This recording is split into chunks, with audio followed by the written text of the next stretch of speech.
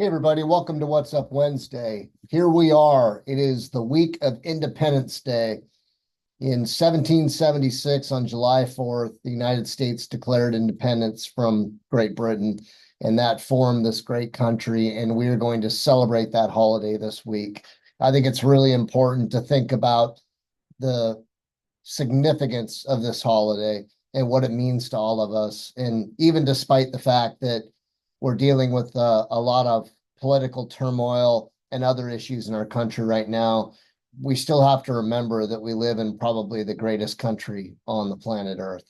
And when we think about it, there's no other country that offers the opportunities that the United States does. Despite how we feel right now, we have to consider the fact that we have the greatest economy in the planet. We have arguably the greatest military on the planet.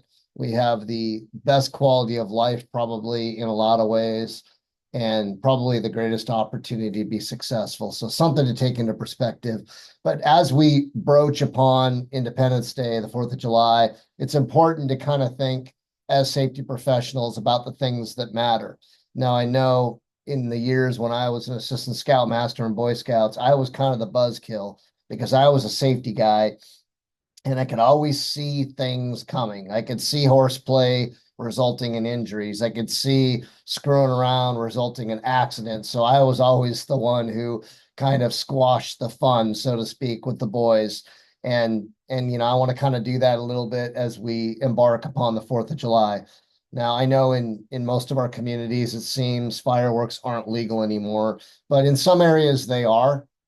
Here at the ocean, for an example, I know fireworks are still very popular, and people will go to the reservations and they'll buy lots of fireworks and they'll light them off. But it's really important that we think about safety as we're lighting off fireworks. And I think one important consideration, and I've got a personal story around this, is to wear eye protection. People don't think about that unless they happen to have their sunglasses on. They're not wearing safety glasses.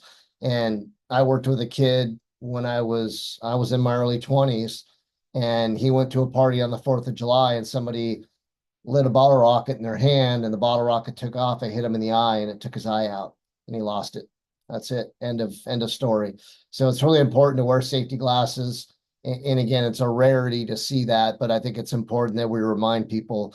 And then when it comes to kids, I know when I was a kid, we were set free to go light our fireworks off and do our thing. I don't see as much of that today, but it's really important that we supervise our kids because they will become desensitized to the hazard very quickly. And before you know it, they'll be throwing firecrackers and M80s and whatever else they may have in their hands. And every single year, kids blow their fingers off by holding fireworks in their hands and lighting them. So it's important that we supervise.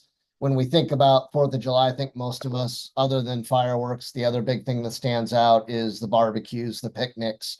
And I think food safety is incredibly important to mention because we need to keep things properly cooled, chilled, refrigerated, and not leave potato salad out on the table for 3 or 4 hours and let people eat it. They're just prone to getting food poisoning or foodborne illness, and that's not a good thing. So, these are things to think about as we enter the 4th of July holiday. From all of us here at ISS, we really want to wish you a fantastic holiday.